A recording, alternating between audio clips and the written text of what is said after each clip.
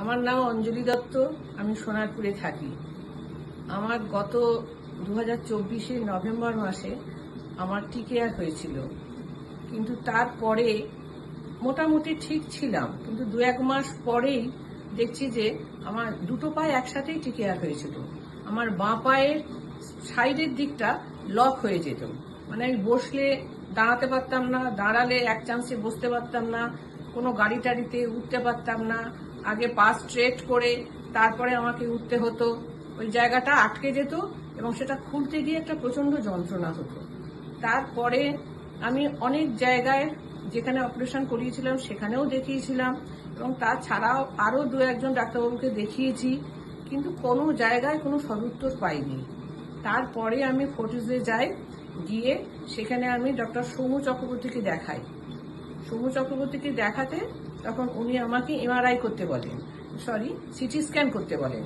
CT scan করে উনি আমাকে দেখিয়ে দিলেন যে কেন আমার জায়গাটা আটকাচ্ছে।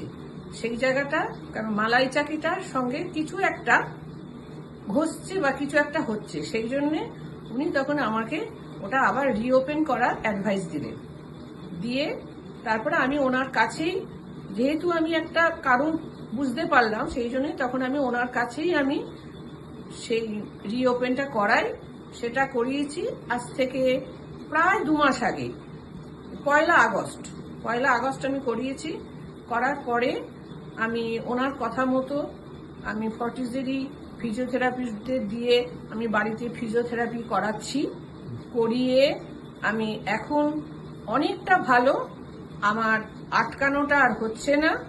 আমি অটোতে করে বাইরে বেরোচ্ছি, অটো থেকে নাপ দিয়ে উঠতে আমার কোনো অসুবিধা হচ্ছে না, বা গাড়িতে উঠতে বসতেও অসুবিধা হচ্ছে না, চেয়ারেও ওঠা বসা করতে অসুবিধা হচ্ছে না। একটু ব্যথা আছে, কিন্তু ব্যথাটা সহনযোগ্য। আশা করছি ওটা ব্যায়াম এবং ফিজিওথেরাপির মাধ্যমে ওটা আস্তে আস্তে আমার চলে যাবে এবং আমি সুস্থ হয়ে যাব।